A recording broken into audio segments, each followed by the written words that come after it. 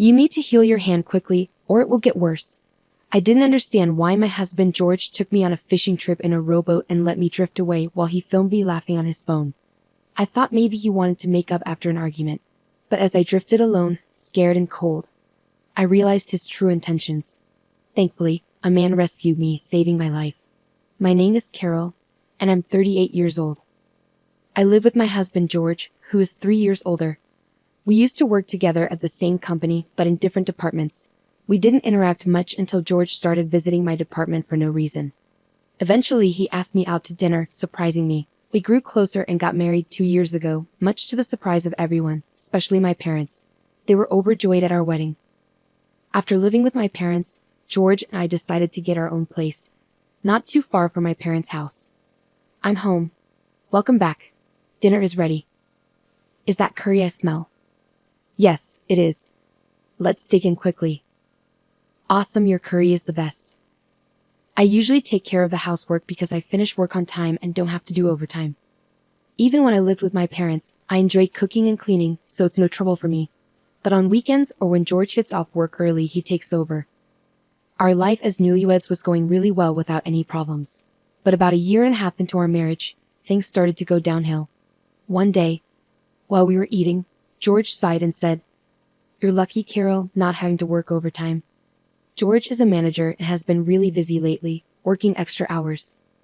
Worried about him, I said, "Well, my job is more routine, but you have so much responsibility because you're trusted, George. That's impressive."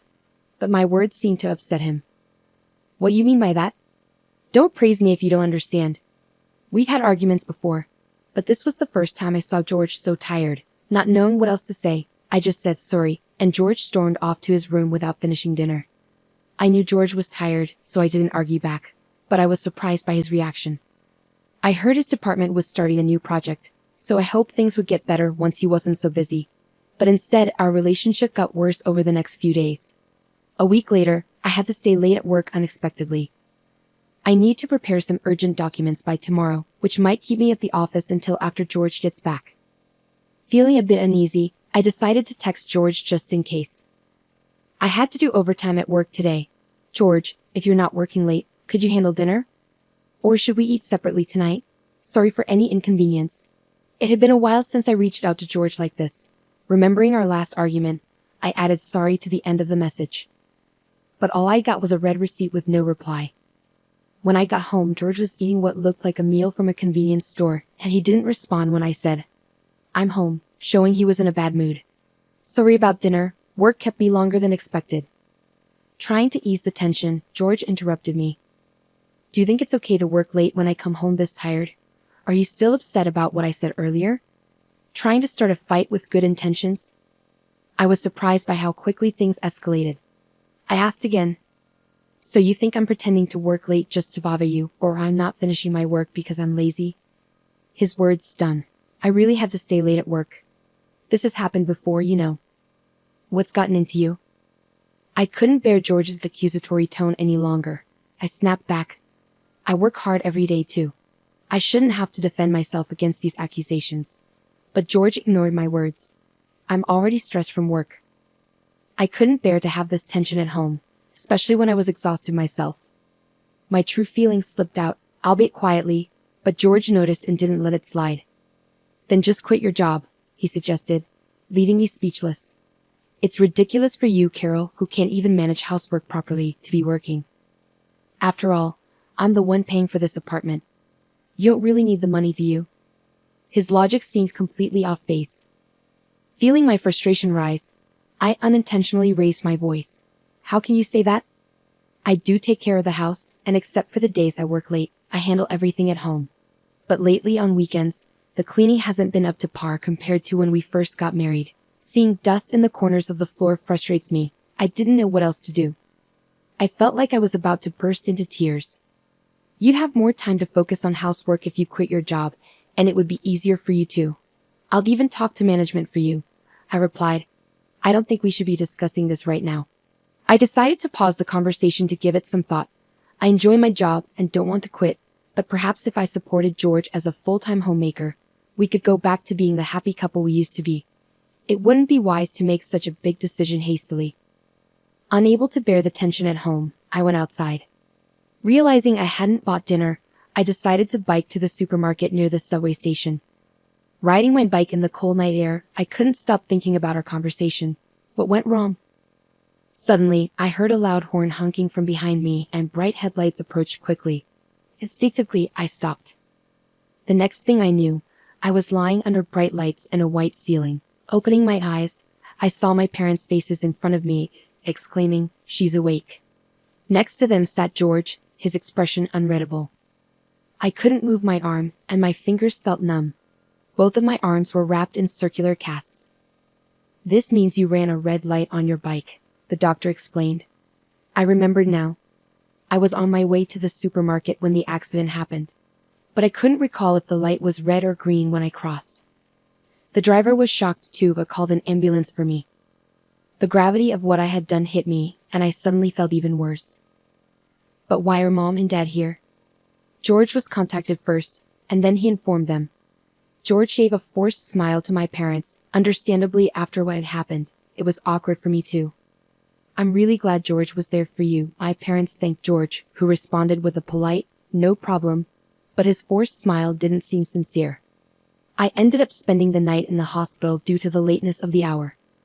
However, after undergoing various tests the next morning that showed no issues, I was discharged the following day. The doctor instructed me to rest and avoid water-related chores and housework because the casts couldn't be removed.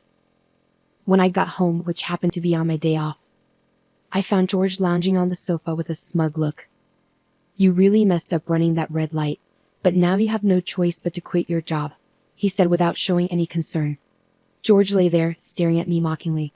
I felt powerless to respond, and to be honest, he was right. With casts on both hands, I couldn't even type properly on a computer. Faced with the decision of taking a long break or quitting altogether, I chose to resign, thinking it might improve my relationship with George. But leaving my job didn't magically fix things between us. Instead, it seemed to make him even more dissatisfied. He'd come home just to criticize me, using it as an outlet for his frustrations. During one of my worst days, George surprisingly suggested, "Why don't we go out together? It's been a while." I was suspicious of his sudden change in behavior, but George seemed to be in a good mood that day, and his overtime seemed to be decreasing. Maybe he was finally feeling less stressed. Perhaps today we could finally patch things up. Feeling more hopeful than I had in a long time, I joined George on an outing. We went to the beach, a place we used to visit together. "Here, you can fish in a rowboat," George suggested, pointing to the safe fishing area where beginners could easily fish from rowboats. This spot held special memories for me. Although I had only been here a few times, it was meaningful because George had helped me overcome my fear of the sea by teaching me how to fish. I still remembered the fun times we had here. "It's not scary, it's nostalgic," I said to George, who simply replied, "Yeah." Having a normal conversation without any snark or arguments felt incredibly refreshing and genuinely joyful after so long. After renting a boat, we successfully got on board. "Here, Carol," George said, offering his hand to help me aboard, just like old times. I carefully grasped his hand to get into the boat, being extra cautious since I couldn't use my hands to stabilize myself. Sitting down, I was reminded of our dates before we got married, which made me happy. Now we can finally get back to how we were, I thought, hoping this outing could mend our relationship. I looked at George, who then flashed a mischievous grin and kicked the boat off. "Huh!" I exclaimed, but my voice was drowned out by the sound of the kick. With a sudden jolt, the boat shot out to sea, quickly drifting away from the dock where George stood. Even though I wasn't rowing, George took out his phone and filmed me, laughing and taunting, "You better heal that hand fast, or it's going to be bad." In that moment, I realized I had been tricked. I blamed myself. I had thought that if George's workload decreased and I did the housework perfectly, we could reconcile. But I was wrong. This was George's true nature. Realizing this, I felt frustrated, ashamed, and sad, and tears started flowing. Sniffling and breathing in the sea breeze, I felt the fear of being alone at sea overwhelm me. I just wanted to go home. As I sat there, eyes closed, trying to push through the fear, a man's voice startled me. "Are you okay? You're about to drift out of the safe area, and are those casts on your arms?" There was a man, likely a father, and a boy who looked a lot like him, but when our eyes met, the man exclaimed, "Oh, aren't you Carol?" with a gentle voice. I remembered him. He was Matt, George's colleague who had come to our wedding. That meant the boy next to him must be his son, Mark, who had grown a lot since our wedding. I didn't notice. What happened to you in that state? Weren't you in a bicycle accident? Matt asked, clearly confused. Yes, I was, and now I'm stuck here, unable to row. All because George put me on this boat, I explained. Matt seemed taken aback, understandably so.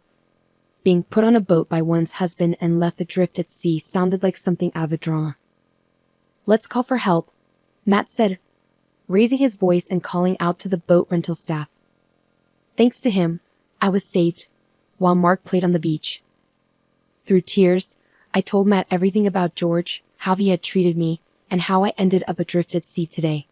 Gradually, Matt's face grew pained, and he cried with me. It must have been hard, he said softly, offering a comforting word. I nodded, tears streaming down my face once again. Then Matt made a suggestion. I've been having my own thoughts about George recently. Would you let me handle it? After our conversation, Matt drove me home in his car. During the ride, Mark talked a lot, providing me with a genuinely enjoyable time for the first time in a while. I dreaded coming home, but it was unavoidable. With trepidation, I opened the front door to find George lounging carelessly in the living room. He smirked at me and said, "Wow, you're back. Always lucky with survival, huh?" Unable to find the energy to respond, I ignored him and went straight to my room to get ready for bed. The next morning, I didn't make breakfast for George and stayed in my room. With my hands in this condition, I couldn't cook properly anyway. But even before the boat incident, I had tried so hard to please George, even buying delicious bread. Now, all those efforts felt pointless to me. I didn't give George much thought throughout the day, and before I knew it, night had fallen. The sound of the front door opening signaled an unusually early return for George. He barged into my room and started yelling abruptly, "Hey. It was you, wasn't it?" Confused, I asked what he meant.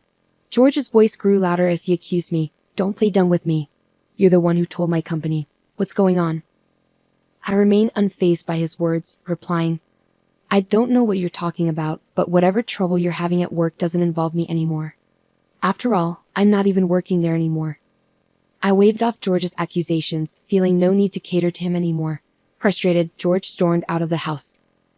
The real shock came 3 days later when George, who hadn't returned home during that time, walked through the front door looking as pale as a ghost. "Carol, what should I do?" he muttered, looking lifeless as he shuffled into the room where I was relaxing. "What happened?" I asked. "I've been fired from my job," he said. "Oh, really?" I replied indifferently, watching as George collapsed to the floor. I had finally made it to manager. Despite his despair, I felt no sympathy for George because I knew this was coming. This was what Matt had hinted at when he said, "Leave it to me," during our conversation by the sea. According to Matt, George's behavior at work had taken a turn for the worse recently. He was mistreating his subordinates, dumping his work on others, falsely claiming overtime, and even harassing a new female employee, among other things. However, there was no solid proof of his actions, leaving them in a difficult situation. Despite being colleagues who were promoted to manager around the same time from different departments, Matt struggled to come to terms with George's behavior. But seeing how upset I was by George's actions, Matt felt compelled to take action. He suggested I check George's computer, suspecting it held evidence of his wrongdoing since George always took his laptop home. Matt couldn't investigate it himself. I knew George's laptop password. After safely returning from the sea, I pretended to go to sleep, waited for George to fall asleep, then checked and extracted the data from his laptop, which I then sent to Matt. I never expected things to unfold so quickly. Matt, the star of the advertising department, had acted swiftly and decisively. Standing up, I went to my drawer and retrieved something specific. Then, speaking slowly, I said, "I'm sorry to bring this up while you're feeling down, but I have something important to say." George looked at me with a puzzled expression, resembling a discarded puppy. After taking a deep breath, I continued, "I want a divorce." I finally voiced my decision, handing him the filled-out divorce papers. George's face shifted from confusion to a mix of anger and sadness as he looked at me. "Why do you want a divorce? Can't you show a little compassion, especially when I'm feeling so low?" he pleaded. His words left me stunned, almost tempted to throw them right back at him. "I'm grateful to you for revealing your true nature, and I've already discussed this with my family," I stated firmly. This wasn't just bravado. After my ordeal at sea, I had indeed gone back home and had talked with my parents. That night, Matt messaged me saying, "George might come crying to you in about 3 days. It's up to you, Carol, what to do next." Reflecting on my options, I decided to confide in my parents. I laid everything out for them, holding nothing back, including the terrifying experience of being adrift at sea in a boat I couldn't row. As I recounted the events, the guilt I had been suppressing and the emotions I had bottled up overwhelmed me, and I cried. My parents, who had held George in high regard, were deeply shocked by what I revealed. However, after hearing my story, they apologized for my pain and encouraged me to proceed with the divorce. Though I had been considering it, their support helped solidify my decision. When I shared my decision with George, he paled and eventually broke down, pleading, "Please don't leave me. I can't bear to lose you now." Despite his desperate plea, my resolve remained firm. "You should have realized before putting me on that boat," I told George. He deflated, sitting motionless on the floor. In the past, I might have comforted him, reassuring him that everything would be okay. But now I felt nothing. My love and feelings for George had long been discarded in the sea along with that fishing boat. "The divorce is final. I won't be your convenience anymore," I declared firmly, my pent-up frustration fueling my words. With that, I left George behind, motionless on the floor. I grabbed a backpack with just a few belongings I had packed the night before and left the house. The night air was cool and I felt refreshingly clear-headed as I made my way back to my parents' home. Despite George's continued pleas to stay together, I proceeded with the divorce through a lawyer recommended by my father. In just a few days, George lost everything, sinking into depression and eventually returning to his parents' house, where even his mother seemed to have lost patience with him. His mother was entirely on my side, repeatedly apologizing for her son's foolishness. I didn't have much affection for George, but I had a soft spot for his mother, which made the situation unfortunate. I've heard he's now unemployed, staying at his parents' home. It's sad to see how he could be so harsh to others yet unable to handle adversity himself. After successfully ending our relationship and receiving support throughout the process, I expressed my gratitude to Matt. Once my arms healed, I returned to work and realized how much I actually enjoyed it. I used to spend each day accommodating George, but now I cherish doing what I love, immersing myself in my work and feeling fulfilled every day. I'm eager to start anew, valuing myself and navigating life with care.